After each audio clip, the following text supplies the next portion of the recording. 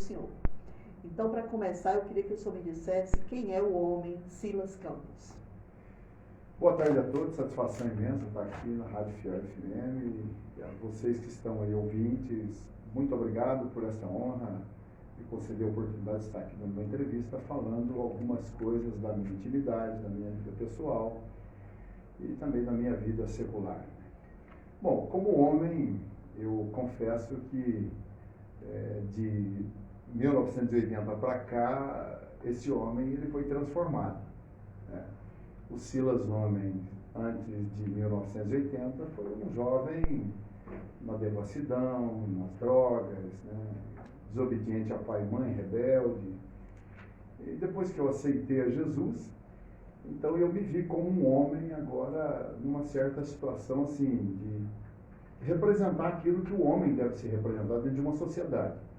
Os valores, o caráter, a dignidade, né? E como homem eu digo assim que eu às vezes tenho uma certa dificuldade, porque eu sou sanguíneo. Eu me lembro que o Silas, velho homem, o cara buzinou uma vez atrás de mim, deu 3 buzinadas e eu dei uma ré e subi em cima do carro dele. Então eu era o velho homem. Então eu tenho que ter muito cuidado, porque quando isso acontece, às vezes eu falo assim, será que o velho homem vai querer subir em cima de um carro de novo? Então é bem complicado. A natureza de um homem, às vezes, na questão mesmo convertido, está aqui o velho Silas, a velha natureza, ela está aqui. Não tem como dizer que não. Mas eu sei, assim, ser temperante, ter um certo domínio próprio hoje. Mas, às vezes, você se sente com vontade de soltar o verbo, né? E, na questão de sexo oposto, eu sempre comento isso na igreja e com a minha própria esposa, como um homem. Eu sou um homem. Então, você vira uma esquina, vê uma mulher desnudada, há um choque hormonal, né? Claro. Você é um homem. Agora, claro que eu entendo claramente que dentro desse homem eu tenho uma aliança com uma pessoa. Então, essa aliança me faz não olhar de novo, não cobiçar, né? Eu penso dessa forma como homem, né? Claro. Esquece o lado da minha fé, como homem. E como homem também eu vejo muito na questão das responsabilidades que você tem que exercer dentro de uma sociedade. Então eu devo comprar, ser honesto, se eu não conseguir pagar naquela data, eu quero ir lá dar uma satisfação. Enfim, eu sou esse homem natural na vida secular, na vida do... Tenho fome, tenho sede, tenho cansaço, né? Às vezes eu não queria estar naquele lugar, mas eu devo estar porque eu sou um cidadão, eu tenho que estar ali naquele lugar, né? Eu me vejo dessa forma. Pastor Silas, o senhor falou uma coisa que me fez lembrar. Eu já conheci muitas pessoas que não são cristãs, né, mas que têm esse caráter de serem honestos, de procurarem ter suas contas pagas em dia, evitar a questão do adultério, né, não olhar uma segunda vez, porque, como o senhor falou, está na carne, é homem, né? E infelizmente a gente vê muita gente que é cristã que não tem esse mesmo caráter, né? Então é muito interessante quando a gente já tem uma base, porque tudo isso vem da formação, é berço, né? É berço.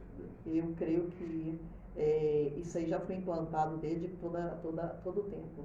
E é muito interessante porque quando você já tem esse caráter, quando você se torna cristão, fica mais fácil, né, pastor? Com certeza. Fica mais fácil. É só questão de parar um pouquinho outra ali e faz com mais consciência, porque aí além do caráter vem a questão de você querer fazer a vontade de Cristo.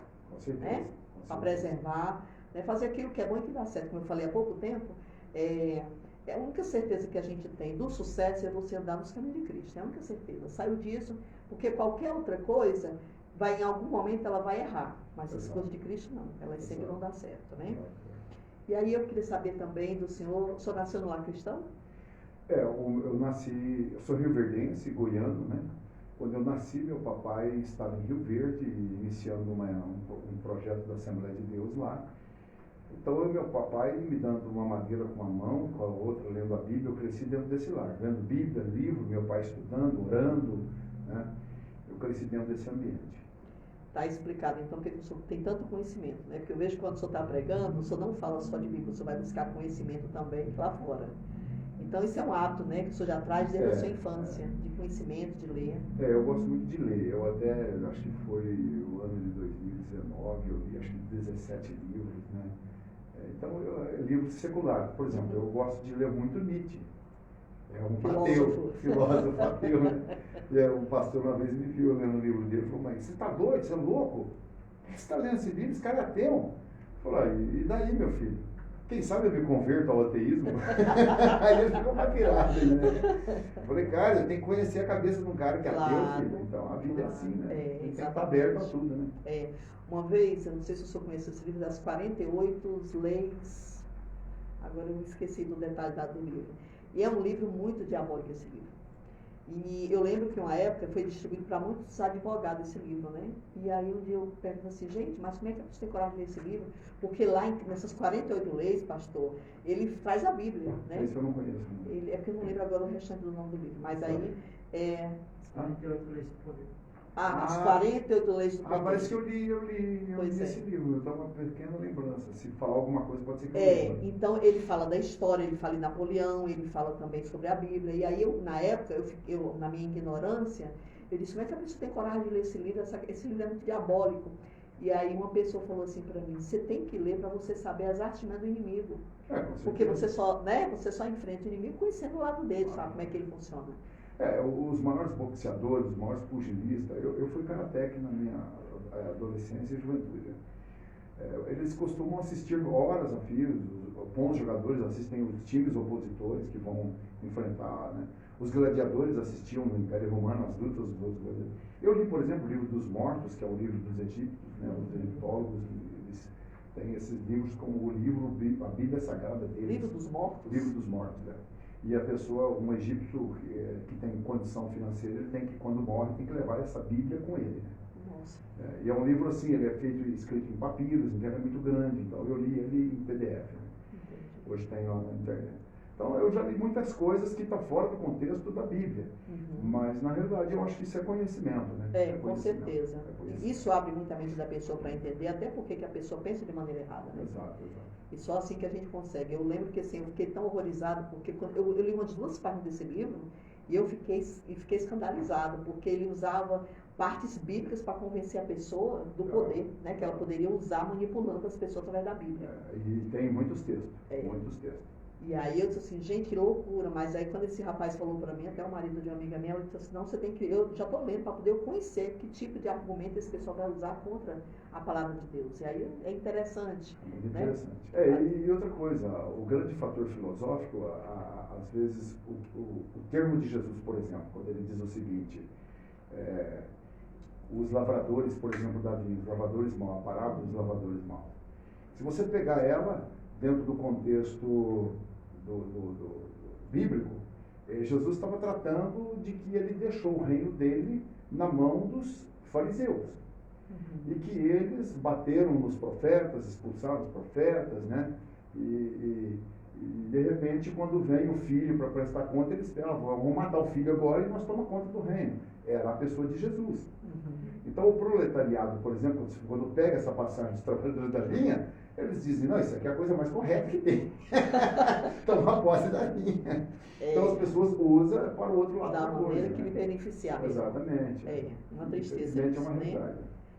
Por isso que a gente tem que ter sempre cada vez mais conhecimento da palavra, né, pastor? Porque a gente vai viver um tempo em que vai haver muita coisa falsa moral, e se você não souber, como o pessoal falou, os falsos profetas, você vai terminar. É complicado. Né?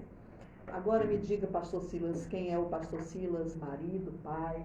Quem é esse homem? E avô, né? E avô.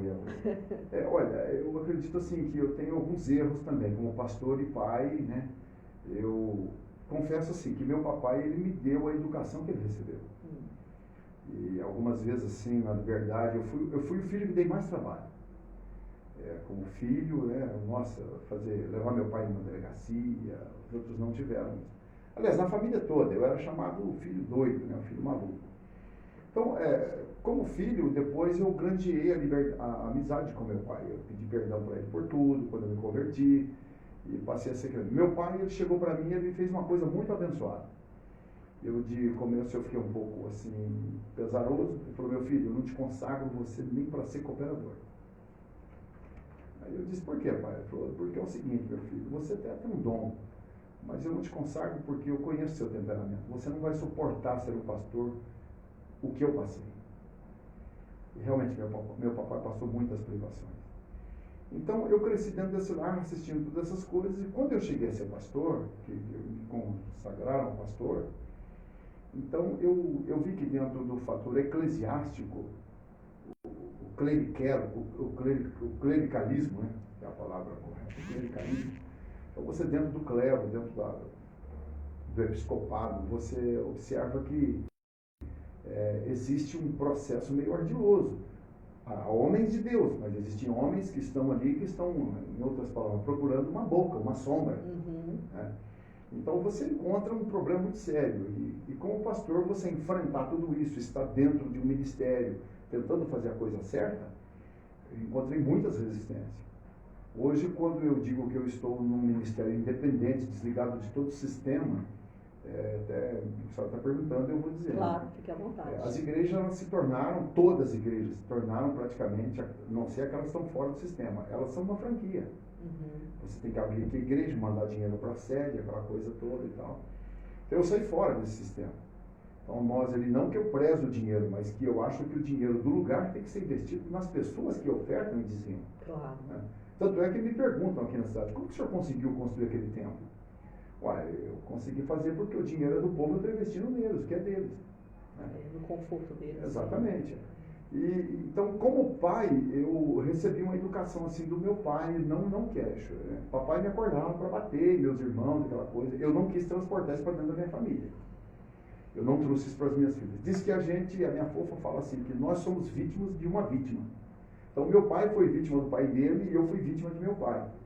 E eu não queria que minhas filhas fossem vítimas de mim. Mas elas queixam alguma coisa, que eu fui muito bravo, muito durão, meio gritão, meio brutão. A intenção era boa, né? Mas é sempre assim, né, pastor? Elas dizem que tem alguns traumas, que eu era muito bravo, muito... Só que tem uma coisa, é aquele fato, você, pela bagagem que você tem, pela estrutura de onde eu passei, de onde eu vim, eu queria o melhor para a vida delas, né? Então, é que elas estão hoje casadas, bem casadas, né? Deu certo, o resultado foi bom. Isso. Com a minha fofa, com a minha esposa, eu sou um homem apaixonado pela minha mulher. Né? Cristina, se estiver ouvindo aí, meu beijo, meu afeto por você, meu amor. Te amo, te amo, te amo. E assim, eu confesso que falar um pouco disso, eu sou sanguíneo. Então, às vezes, como eu não tenho uma pessoa para descarregar alguma coisa, às vezes ela torna-se o meu ponto neutro. E que eu descarrego um pouco nela. Mas ela é muito abençoada, ela é muito bacana, ela é muito dócil. E eu tenho procurado mudar isso. Mas eu gosto de honrar ela diante da igreja, porque ela nunca me decepcionou. Cristina nunca me decepcionou. Então, eu acho que eu tenho decepcionado ela, às vezes, com a minha maneira de ser. Embora sou carinhoso com ela, tenho maior preocupação com ela, com a saúde dela, com a vida dela, como esposo, pastor esposo, Silas esposa, né? Com as minhas filhas, eu tenho cuidado. Meus netos, então, nossa, eu tenho um carinho especial com eles. Né? Meus genros, tenho eles como filho. Agora mesmo a gente sai um pouquinho aí, o Davi foi junto, a Karina foi junto. Acabei dando umas duras do Davi, né? E tal. A Larinha posou essa noite comigo, conosco. Então, eu, assim, como pastor, pai, filho, e genros, netos e filhas, eu tenho procurado ser aquilo que eu posso, mas eu confesso que eu acho que eu tenho algumas falhas. Eu preciso melhorar. Contudo, eu preciso melhorar. Eu me vejo assim. Isso é uma questão muito pessoal, né, pastor? Mas o que a gente vê com muita alegria, assim, esse homem que o senhor é como marido, como pai, e é como o senhor falou, deu certo, as meninas deram certo, né? Tá aí o resultado. São educadas, são queridas. São maravilhosas. Isso é uma coisa que a gente não tem como negar. Então, isso é resultado de pai e mãe. Eu falo assim, que a gente criou elas igual, mas tem naturezas diferentes. Carolina, por exemplo, a Lídia Carolina é muito organizada. Até ela mandou agora as coisas da neném que nós fomos viajar, né? Aí mandou todas as bolsinhas, tudo separadinho, sapatinho e tal. A do Davi já veio a mala dele, né? Faltou o boné dele e tal. A Karina já é mais jogadora. Ela puxou mais desse lado meu, a Karina. Ela é mais de fazer e tocar, então vai passando por cima e vai fazendo. A Carol é mais retraída, mais segura, pé no chão e tal, puxou o lado da Cristina. A Cristina sempre, ela, por exemplo, ela chega, não, Fofi, peraí, vamos somar, vamos fazer as contas, peraí, não vai fazer agora não. Não, mas tem que fazer, não, peraí. Então, a Carol, ela tem muito, assim, a Cris, e a Karina tem muito eu desse lado. Mas são os amores da minha vida. Isso é muito bom, porque se o casal deu certo, o filho dão certo também, né, pastor? Isso é certeza, uma consequência, né, dos dois. Agora, me fale um pouquinho do pastor com ovelhas. Pastor com ovelhas. A senhora quer que eu faça alguma reclamação por enquanto? Ou... Não, deixa eu me expressar melhor. Me conte assim, como é que foi começar pastoreando, né? Tendo aquelas vidas que o senhor se responsabilizava, né? Entre aspas, né? Se responsabilizava cuidando, né, pastor? Porque eu sei que é difícil, cuidar de gente não é fácil, né? Como filho de pastor, o que acontece? Quando eu voltei para a igreja, então, já logo 6 meses depois, eu estava em cima de um púlpito pastoreando, liderando os jovens. Naquela época, eu sou a 4ª geração da Assembleia de Deus, de pastores. Eu sou a 4ª geração. De 100 anos que a Assembleia de Deus teve aí para trás, eu fui a 4ª geração de pastores.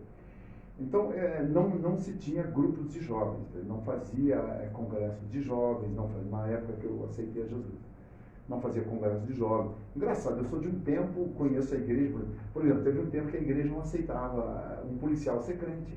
Nossa, sério? Você sabia disso? Não sabia não. Eu sou desse tempo. Porque ele andava com revólver. Coitados dos policiais, se fosse eu, tá tudo morto. Outro detalhe, não podia fazer parte do MSS. Se fosse... Qual a justificativa? Dizia que a pessoa não tinha fé. Meu Deus do céu. Você não acredita nisso? Eu sou desse tempo, filha. Sabe que eu sou muito velho assim? Não, pastor, que nós somos da mesma idade. Então, olha aí, eu sou desse tempo, Só que não acreditar, não podia. Se fosse filiado, na época não era NPS, era como se fosse como se fosse hoje, por exemplo, um convênio médico que você fazia. Sim. Aí a pessoa chegava e eles faziam uma pergunta para batizar. Você tem algum convênio médico e tal? Era um nome, eu não lembro. Se tinha, não pode batizar então. Mas por quê? Tinha um detalhe também, não tinha doente na igreja. Eram todos curados, filho, era um milagre maravilhoso. Meu pai mudou para Itapeva e eu lá tive que assumir o grupo de jovens. Aí tinha uma congregação num lugar chamado Betânia, um bairro que não estava dando certo, pastor. Eu tive que pastorear solteiro, aquilo parecia um trem doido. 14 quilômetros eu ia de pé. Aí depois que eu consegui um carro, ia de carro, outra hora ia de carroça, outra hora foi muito sofrido. Até que, quando nós estávamos noites, ela esteve lá e eu levei ela nessa congregação. Ela conheceu esse lugar. Era no meio do mato mesmo. Tinha a região de Itapeva era a maior produtora da América Latina de pinos e resina de pinos, né? Então moravam 700 famílias nesse lugar. É um lugar assim, muito bacana. E eu comecei então em cima de púlpito, já pregando, já iniciando essa vida eclesiástica. E hoje eu confesso assim que a gente não pode acomodar. Mas é maravilhoso você pastorear, você chegar dentro de uma família que o casal está praticamente divorciando, né? Eu tive uma experiência uma vez de um casal que não era evangélico e ele aceitou eu entrar dentro do casamento, embora ele estava divorciando e tinha 2 filhos. Eu me lembro que quando ela me ligou, a esposa me ligou para ir lá, os gritos estavam insuportáveis. E aí quando eu cheguei, os menininhos abraçaram minha perna, um de 6 anos e um outro de 3. Abraçou: o senhor não vai deixar meu pai embora de casa não, né, pastor? Nossa, eu chorei, eu confesso que eu chorei. Chorei muito, foi muito difícil. Então, conviver com a ovelha pensadora, inteligente, ser humano, olha, é diferente, porque meu avô mexeu com ovelha. A ovelha era bem mais fácil. Meu avô, ele falava, quando nascia uma ovelha, 2 dias depois ele já estava com ela no colo, ela familiarizava com ele. Hoje é complicado. Esse tempo aí, uma que marcou muito a minha vida, uma moça chegou: pastor, olha para mim casar, pastor, eu estou beata, não caso. Eu falei: quem é o moço? O fulano de tal, me deu o nome. Eu falei: não, vou orar. Aí passou uns 3 meses, estou orando.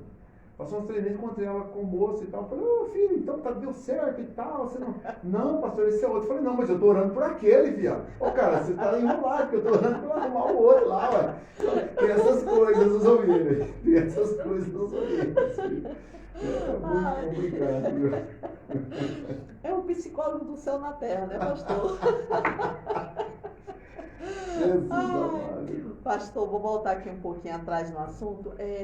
Sobre a fundação da Assembleia de Deus, ela é a igreja mais antiga que tem em matéria de história? Não. Não?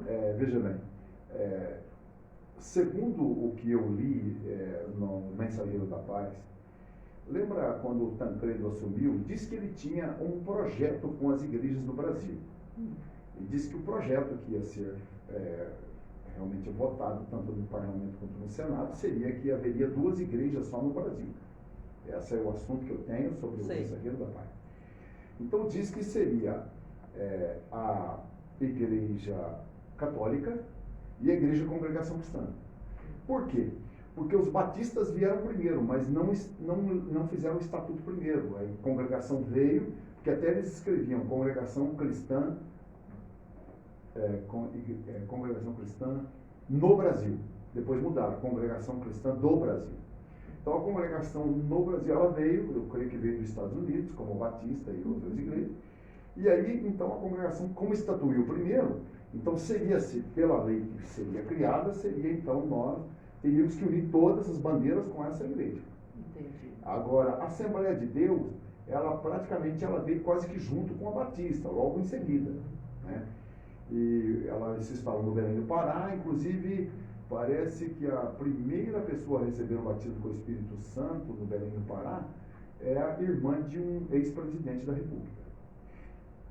Ela fez 100 anos de Assembleia de Deus. E ela foi uma igreja, assim, ela veio os primeiros 2 missionários, Daniel Beck e Gunnar Winger, né? E tem até o livro deles, Enviados por Deus. Sofreram muito, né? Foi muito sofrido, mas foi uma bênção. O bom é que esse processo, né, pastor, como o senhor falou, as mudanças foi crescendo, foi diferenciando, porque em tudo tem um lado bom e tem um lado negativo, né? E eu lembro, assim, quando eu me converti também, eu andava muito eu me converti na Igreja Batista, mas eu conheci muita gente da Assembleia também. E aí eu vi, assim, muitas coisas, hoje olhando assim com mais experiência, muita gente às vezes deixa de aceitar Jesus pela maneira como é expressado de uma maneira muito rigorosa. Né? Então, a minha família é de outra religião, então se não é servo de Deus, é do capeta, né? Bem assim. E aí eu fico vendo assim, quantas pessoas perdiam de ganhar as pessoas para Jesus por conta disso. Falta de sabedoria. Exatamente. Aí se torna a questão de religiosidade. Uhum, porque, veja bem, hoje, se você me perguntar assim, falar, pastor, se chegar um homossexual na igreja, como é que será recebido? Normal, como todas as pessoas. Claro. Se chega uma pessoa cheia de tatuagem na igreja, será recebido como qualquer pessoa, normal. Claro. Como se fosse ele de casa, normal. E outro detalhe, nós temos que entender, como pastor, eu tive essa grande dificuldade na Assembleia de Deus.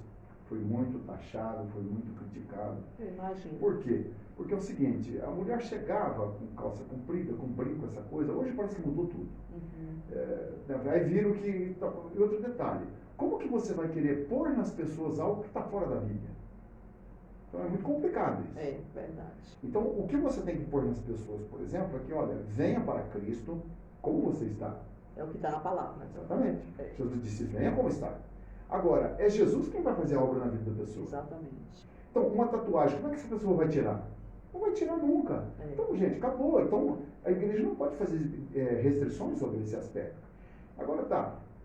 O pecado sempre será pecado. Agora, não sou eu que vou compungir as pessoas a evitar o pecado, mas é a palavra de Deus com o Espírito Santo que fará com que a pessoa mude esse aspecto. Até um camarada falou assim, e tal, pastor, como é que é? Se uma mulher desnada na rua, eu olhar, como é que é? Eu falei, filho, o primeiro olhar não tem problema. Ele falou assim, não, então quando eu olhar, eu vou ficar parado olhando e não vou sair mais. Oh, meu Deus, eu pensei que eu já tinha ouvido tudo na minha vida.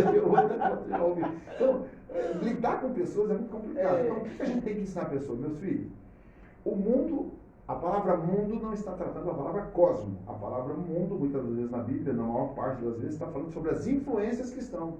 Exato. Então, por exemplo, eu penso muito, independente de fé, de crença e tudo, eu penso muito, por exemplo, a moda. Sai uma roupa lá em Nova York. Eu não quero comprar ela aqui agora. Eu vou pagar uma grife por cada marca. Então, eu tenho que pensar no meu dinheiro. Eu esqueço a minha fé, não, eu penso no meu dinheiro. Vou esperar ela ser desgastada um pouco, aí eu compro ela, não tem problema nenhum. Né? Então, eu penso assim. Pastor, a gente recebe muita gente aqui no nosso WhatsApp falando sobre uma questão que eu acho que o senhor já tem conhecimento de muitas pessoas assim. Pessoas que estão vivendo juntas, muitas vezes não eram cristãs, aí se converteram e estão vivendo amigadas, né? Tá. E aí tem muita gente que às vezes liga pra gente dizendo que está sofrendo porque a pessoa não quer casar ainda e ela quer se batizar. Então, como é que faz? O que o senhor tem a falar sobre essa situação? Se o senhor quiser falar também. Olha, não, vamos falar, estou aqui aberto, né, falar. Olha, é o seguinte, eu acho que os pastores eles devem se interagir também com a questão das leis da Constituição do nosso país. Hoje, por exemplo, se eu me prender com uma pessoa namorando, vamos falar que, olha, nós nunca tivemos um caso sexual, estou namorando essa moça, estou convivendo com ela. A partir de 6 meses, ela já tem direitos às posses e bens que eu adquiri. Olha a situação como é que fica. Se eu falar que vou deixar de namorar essa moça agora, depois de 6 meses, ela pode entrar na justiça e falar, o Silas comprou um carro, o Silas comprou um terreno. Bom, se há posses e a lei vê essa conjunção de unidade, não foi física, não foi sexual. Mas moravam debaixo do mesmo teto. Não, namorando. Só namorando? Só namorando. É isso. Sério, pastor? Nem eu sabia disso. Filha, é lei isso hoje. A pessoa tem o direito de entrar, a moça ou o cara entrar e requerer os bens. Então veja bem, por que isso está acontecendo no país? Então a igreja ela tem que acompanhar a constituição do país. Ela tem que acompanhar esse processo. Principalmente nessa questão para olhar os cônjuges, né? Olhar os valores de uma sociedade. Então veja bem, quando é esse caso de eles estarem vivendo juntos e o esposo não quer casar, ou ela não quer casar, existe o caso de pensão também. Hoje a Constituição votou uma lei também que a mulher não perde a sua pensão mais, ela pode casar tranquila, ou ele pode casar que não vai perder a pensão. Então hoje tem esse processo. Agora, existe hoje um outro processo, que é exatamente fazer aquele eu não me lembro aqui o nome, é muita coisa na cabeça aqui, mas que surgiu, é um acordo judicial que se faz como se fosse, olha, nós estamos juntos e faz um acordo judicial, um documento. Um contrato. Acho que é isso, é um contrato casamentual. É isso mesmo, me desculpe aí. Então, é um contrato casamentual. Hoje, ele vale como um casamento. Juridicamente falando, né? Juridicamente, olha, se 2 pessoas namorando mesmo a valores dos bens, imagine se essas pessoas fazem um contrato conjugal. Então, por exemplo, dá para se entender claramente quando Jesus fala assim, chama teu marido. Aí ela fala assim, não, eu não tenho. Olha, mas ela estava vivendo com uma pessoa. E Jesus lança em rosto dela isso. Fala, você disse isso porque você já teve 5 e o que você tem agora não é seu. Então, o que Jesus abriu ali o leque para nós? Ela era uma ladra de marido. Ela viu uma pessoa vivendo bem com aquele homem, ela queria roubar aquele homem para ela. Porque ela achava que aquele homem iria tratar ela da mesma forma como tratava aquela outra pessoa. Acontece muito isso, né? Exatamente. E ela respondeu exatamente o que está no erro do ser humano cometendo esses atos até hoje. Que a pessoa vê uma pessoa vivendo feliz com a outra, eu vou roubar ela e eu não vou ser feliz com essa pessoa. Por isso que ela usou o argumento, eu não tenho marido. Porque o cara não tratava ela como ela queria. Então ela tinha sede de um matrimônio abençoado, de uma pessoa que eu amasse e eu respeitasse. Eu tenho uma frase muito comigo assim, a minha esposa não me faz feliz. Alguém pergunta, é fácil conviver com a Cristina? Não, não é fácil. Não é fácil. Por que ela é difícil? Não. Porque é eu que preciso fazê-la feliz. Eu casei para fazê-la feliz. A Bíblia diz que o amor é sofredor. Então eu tenho que amar ela dessa forma, entendeu? E aí nós vamos. Então a igreja ela deve pensar muito bem sobre isso e querer jogar um casal no inferno porque estão amaziados nessa questão. Olha as coisas, ajuda. Eu, como pastor, quantas vezes eu chego e falo, filho, nossa igreja está disposta a levantar uma oferta sem mencionar o nome de vocês e casar vocês. Vamos ajudar, vamos fazer a nossa parte. Essa é a parte da igreja. Claro. Né? Amém? Pastor, em relação ao batismo, nesses casos em que a pessoa está vivendo ainda com a pessoa e que ela não consegue se batizar porque não está casada. Olha, o caminho é lutar com o casal, conversar com eles e colocar seriamente que, veja bem, presta atenção, pastora Sandra, a senhora tem também entendimento nessa questão. Quando um casal, eles têm uma vida sexual, comete um ato sexual sem uma aliança, esse ato que eles cometeram é uma exploração da alma e do sentimento de um e do outro. Com certeza. Porque eles estão fazendo um ato de prazer tendo um ato de prazer, sem que fizesse uma aliança da alma. Uhum. Eles estão cogitando contra corpos que estão querendo simplesmente o prazer. Exato. Se ela está vendendo o corpo por interesse de dinheiro, eu estou aproveitando disso e estou sendo beneficiado pela necessidade da desgraça dela. Exato. Né? Se ela faz isso porque me achou bacana e eu achei ela bacana e nós vamos fazer isso juntos, não houve uma aliança, houve uma aliança o quê? De corpos. E isso pode trazer demônios, isso pode trazer muitas coisas ruins à vida das pessoas. Elas não pensam nisso, né? É a falta de santidade. Né? Com certeza, com certeza. Faltou exatamente a aliança naquele projeto. Então, o batismo nessa questão, eles não sendo casados sem uma aliança, diante da lei, já estão dizendo, são amásios. Então, se diante das leis dos homens está dessa forma, nós não podemos abraçar essa causa dessa forma. É verdade. A igreja não pode querer vestir uma roupa nisso. Aí complica a vida do pastor. Você vai assumir uma responsabilidade, né? Antibíblica. Né? É verdade. O que a gente vai falar mais, pastor? Vamos lá. O que, como pastor, o pastor Silas não gosta e sente dificuldade? Sim. Né? Nossa, Olha, pastora Sandra, com todo respeito a todos os telespectadores do Instagram, a todos os ouvintes da rádio, existem 3 coisas que eu pudesse, eu tirava da minha vida como pastor. A senhora não vai acreditar. Diga. Festa de casamento, festa de aniversário e fúnebre. Agora a pergunta que não quer calar. Por quê? Por quê? Porque você encontra aquelas pessoas hipócritas que metem o pau em você, fala mal de você, e chega, ai pastor, que saudade, gostei, tá aí. E você está no funeral, você não vai falar assim, ó, sai daqui. Aí você está no casamento, como é que você vai fazer? Então me parece que nessa hora eu acho como hipócrita. Porque tem uma coisa, eu penso assim, pastor Alessandro, suponhamos que eu tenho um defeito e a senhora, eu chego aqui, a senhora está conversando sobre o meu defeito com a Elias. Uhum. A senhora não está falando mal de mim. A senhora está falando do meu defeito. E eu tenho ele mesmo. Então não está falando mal. Agora, se fala alguma coisa que não é verdade, e aí a senhora chega e, pastor Silas, eu tenho que te abraçar, então eu me sinto hipócrita. Eu fico com vergonha para aquela pessoa. Então, nesses 3 lugares a gente se encontra. Pessoas que metem o pau em você, falam tantas mentiras, tantas inverdades, né? E você chega num fúnebre, você chega num casamento, como é que você sai dali? Então, como pastor, quantas vezes eu estive lá no lugar, na tribuna, estou lá esperando o casal chegar, aí vem aquela pessoa que você sabe que fala. E outra coisa, as pessoas que falam mal da gente, que não é verdade, elas falam para os amigos da gente. E já dizia, acho que é Bruno Scott, Rusto, ele dizia o seguinte: quer viver mal? Arrume um amigo que fale tudo que os seus inimigos falem contra você.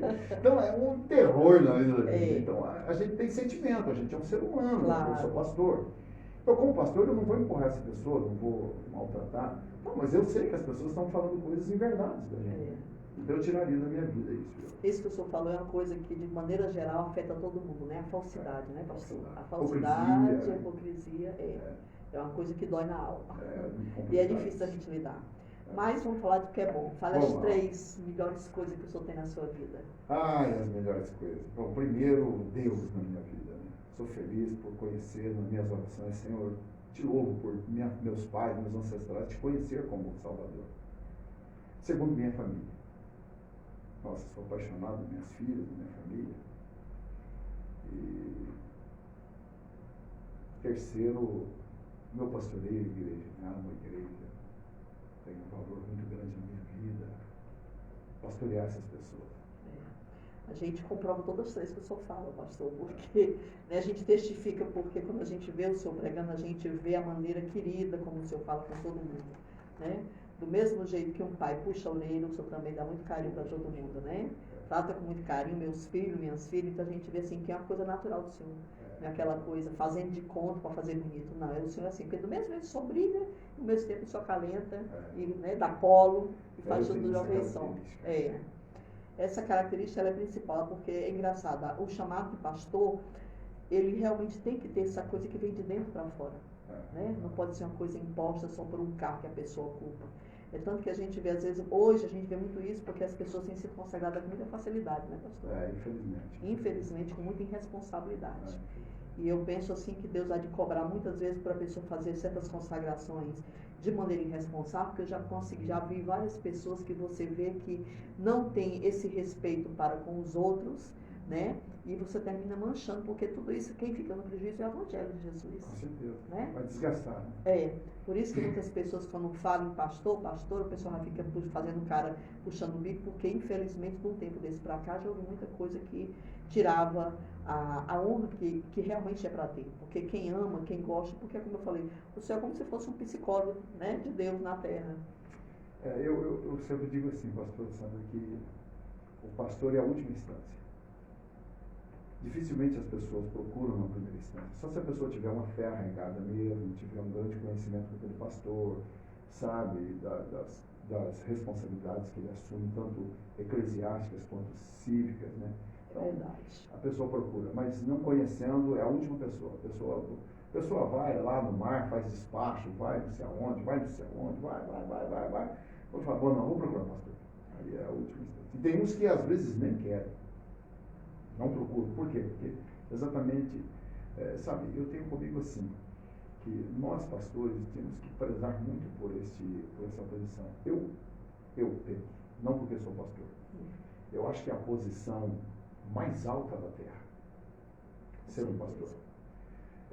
Esses tempos eu conversando com uma magistrada e ela disse, por que o senhor veio trazer esse documento para mim? Eu falei, olha, eu vim trazer esse documento para Vossa Excelência porque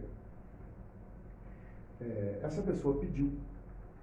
E ele tem os defeitos dele, mas eu não trouxe isso para a senhora mudar a sua opinião do juízo ao qual, mediante as leis, a senhora vai fazer. Então eu vim porque ele me pediu, me implorou e tal, e eu achei na condição de vir. Mas eu sou como também Vossa Excelência. Eu mudo a rota das pessoas. Falei, Vossa Excelência muda a rota das pessoas. Elas estão livres e no outro dia estão presas. De repente, elas não podem ficar mais numa cadeia pública, elas vão para uma penitenciária, elas vão para uma penitenciária federal, vai para uma penitenciária de segurança máxima. Então eu também mudo a rota das pessoas. Elas estavam indo para o inferno e envio elas para o céu. Então, eu exerço uma função muito alta. Eu digo sempre que os três poderes, eles saíram da igreja. Né? Os três poderes. A primeira instância, a segunda instância e a terceira instância. Se eu disse, se o teu irmão pecar, vai ter ele só. Se não deu, leva os 2, 3 com você. É a segunda instância. Se não deu, agora leva para a igreja, que é a terceira instância. Então, outro detalhe. Os três poderes regentes do país, executivo, legislativo e judiciário, eles vieram dentro da família. As mães é que criam leis, que educam os filhos. Então, isso aí praticamente é o parlamento. Né? Então, tudo isso saiu do projeto de Deus. Isso é um projeto que vem de Deus. E todas as três coisas na Bíblia têm uma significação muito profunda. Uma árvore é tricotônica, vieram da Trindade divina. Ar, fogo e água. Isso aí. A sabedoria do nosso pastor, é isso mesmo. Mas é uma coisa que eu muito gosto de fazer, só esqueci de perguntar o meu lazer, né? Ainda bem que o senhor lembrou. O meu lazer, qual é o seu lazer? É porque eu fico até, tem muito que tirar do senhor. O senhor é uma pessoa muito culta e tem muito que a gente puxar. Vamos lá então. Agora o senhor fala 3 lazeres, né? Não vamos esticar mais do que isso, porque senão vai sair muita coisa. 3 lazeres. As coisas que o senhor gosta de fazer para descansar a cabeça. Uma das coisas que eu mais gosto é ir para o meio do mato. Eu sou apaixonado pelo meio do mato. Gosto de ficar olhando, né? Quando vejo uma tarântula, por exemplo, ela olhando a cadeia do vento para poder fazer a sua teia, né? Deixar o seu fio.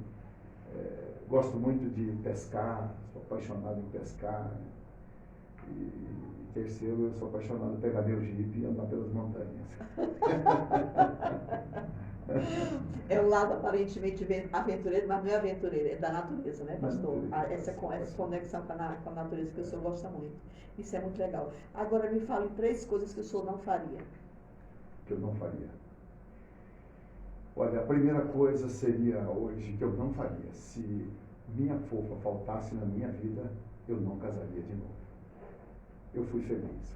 Estou realizado. Eu não casaria hoje. Acredito. Ficaria em paz, tranquilo, acolheria minhas filhas, meus netos e queria terminar meus dias junto com eles.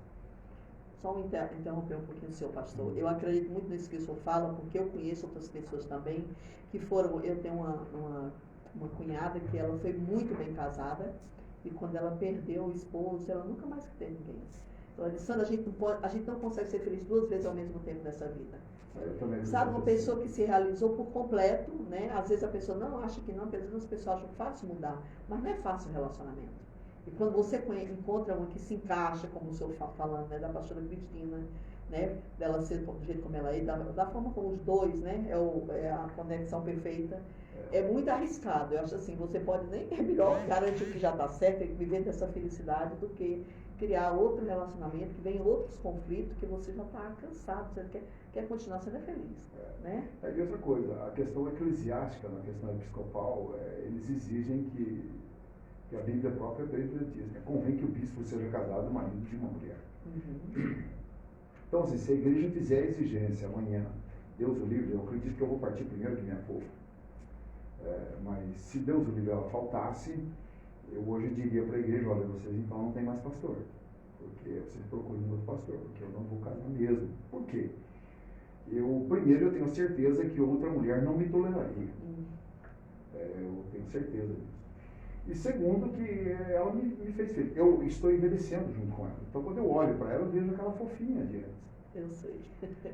Ela talvez não. Eu vou falar aqui uma coisa, se ela estiver ouvindo, ela nem vai notar. Acho que foi antes de ontem mesmo, ela estava sentada num lugar e olhando. Eu falei: nossa, mas que mulher linda que eu conquistei. Eu não merecia uma mulher tão bonita dessa. Ela sentada, e como estava só eu e ela, meio descomposta com o vestido, né? Eu falei: olha só que coisa muito bonita que eu conquistei na minha vida. Né? Eu sou muito feliz. Isso é muito lindo, pastor. A gente sabe que é muito verdadeiro. A gente que convive com o senhor e com a pastora, a gente vê que isso tudo é muito verdadeiro. Faltou 3 coisas, né? Eu interrompi a primeira, coisas que o senhor não faria. A primeira foi não casaria a segunda vez, tá? A segunda. Segunda, não abandonaria o meu Deus, a minha fé, por hipótese alguma. Não trocaria por nada. Não trocaria por nada.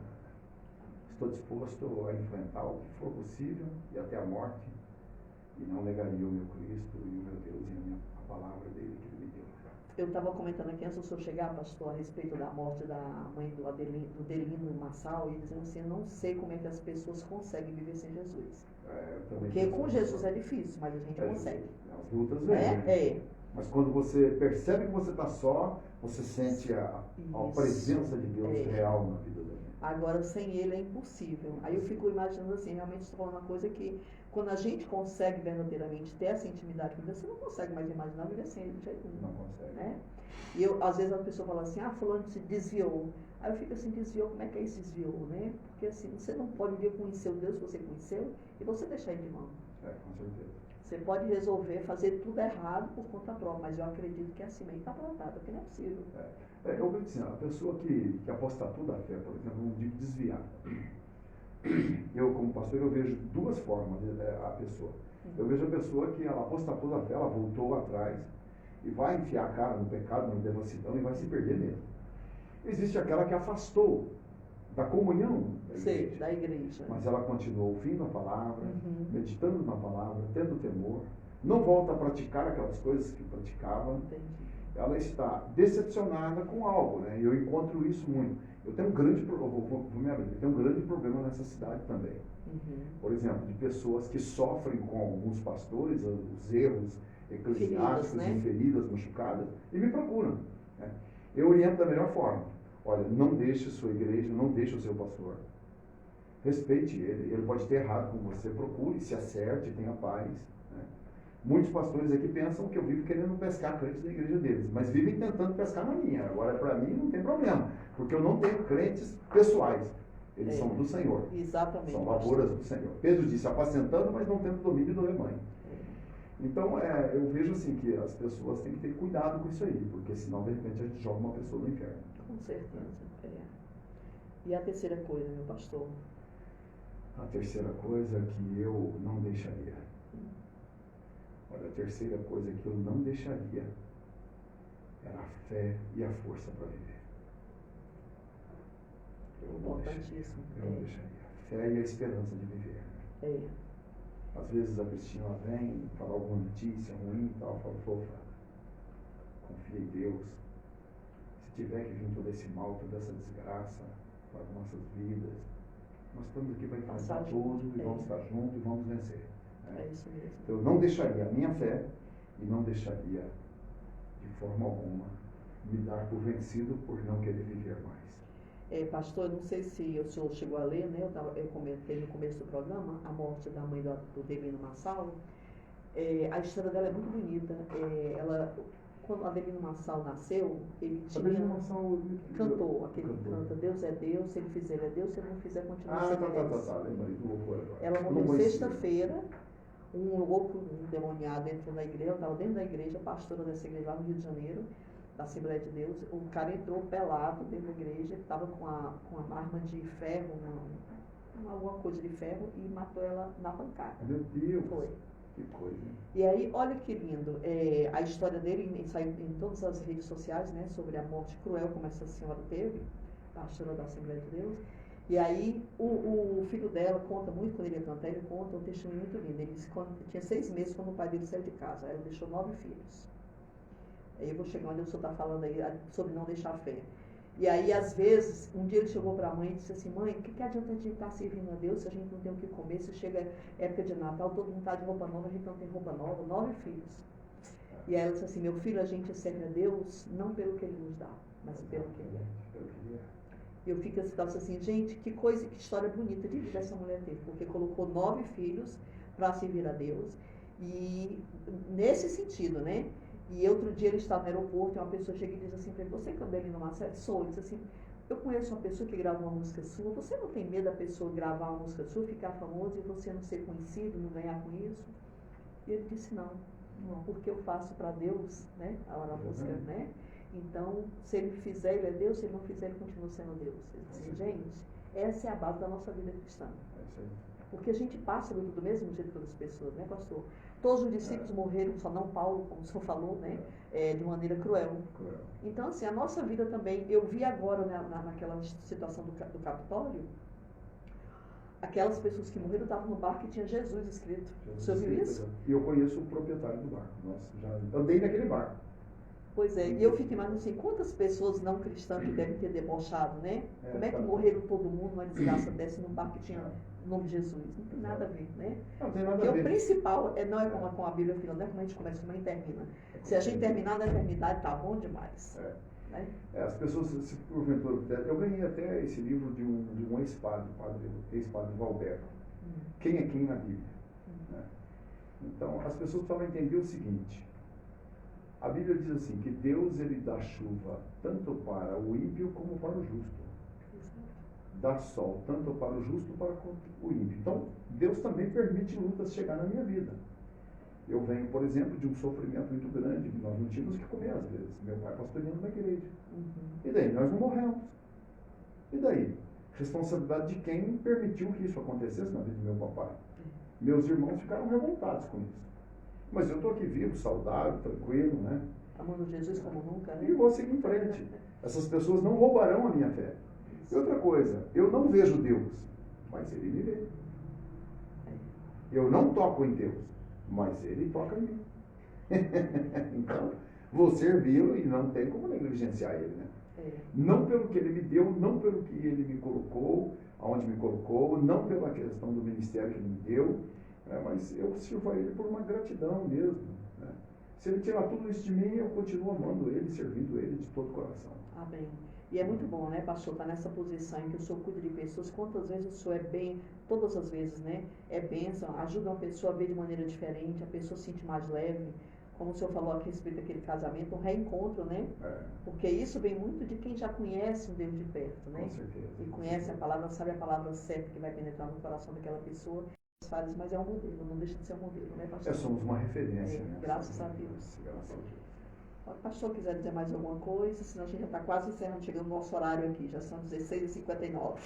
Quero agradecer a todos que estão aí no Instagram, assistindo. Eu fiquei do lado aqui, eu mostrei meu rosto muito, né?